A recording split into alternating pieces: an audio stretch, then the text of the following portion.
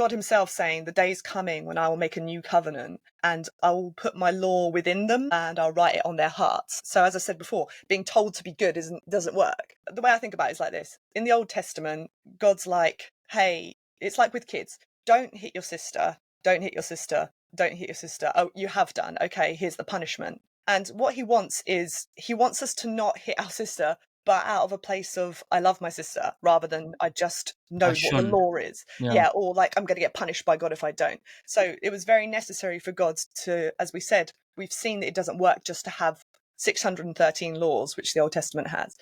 And so to provide a way for us to have what it says in Jeremiah about the law of God being written on the hearts of man.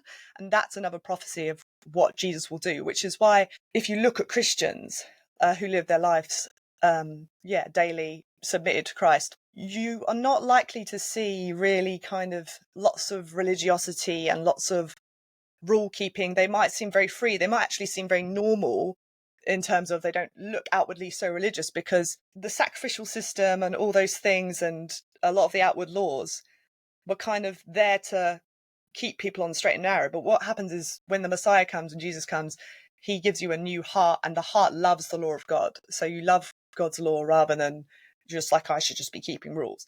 Anyway, so that's quite a long preamble, but the point is that when Jesus ultimately did come into history, it was a point where people were looking for this Messiah, expecting him to come. Yeah, so when he came, and he did in fact do the healing works that were prophesied about in other places.